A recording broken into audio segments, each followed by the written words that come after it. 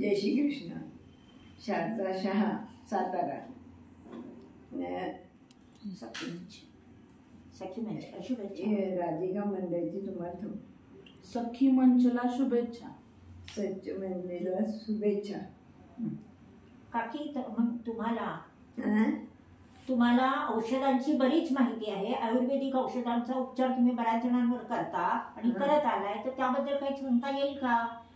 कावीळ किंवा महिलांना जे ब्लिडिंग खूप होतं पाळीच्या दरम्यान त्याबद्दल, किंवा कावीळबद्दल, किंवा बाळांना ज्या उलट्या जुलाब होतात त्याबद्दल माहिती थोडक्यात द्या.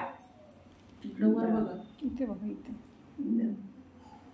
आता जुलाबावरचं औषध सांगते.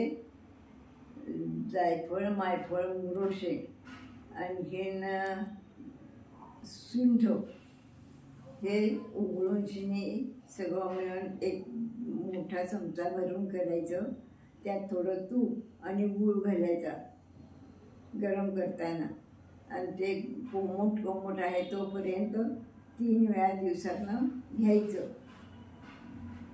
असं 3 दिवस करा, 7 दिवस करा तरी चालतं. जसं तुमचे जुलाब कमी जास्ती होतील त्याप्रमाणे हे करायचं औषधं आहेत. महिलांच्या पाळीवरची औषध.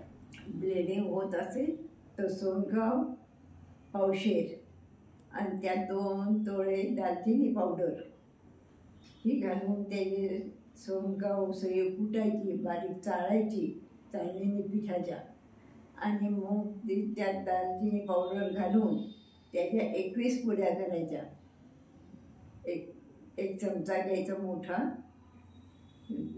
आपलं काय म्हणायचं त्याला, पोळं खायचा चमचा काय म्हणतात नाही, तो चमचा घ्यायचा.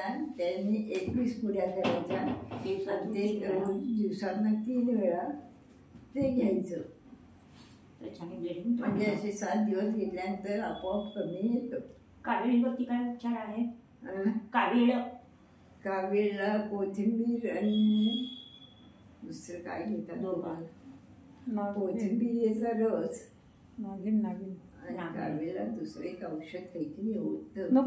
नागिनीसाठी उपचार. आणि नागिनीसाठी काय माहिती? नागिनला हरळीची मुळी, हरळी उपटायची, ती बारीक वाटायची आणि त्याचा लेप लावायचा. त्यात थोडेसे 4 दाणे तांदळाचे घालायचे.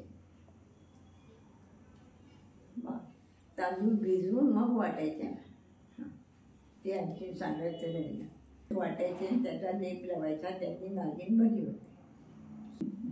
कुटुंब माझं जे आहे ते सगळं आनंदात आहे. मला एवढंच सांगायचं, मला तसं भरून येतं. सगळ्यांनी आनंदात राहा, मजेत राहा आणि खूप शिका आणि चांगले राहा.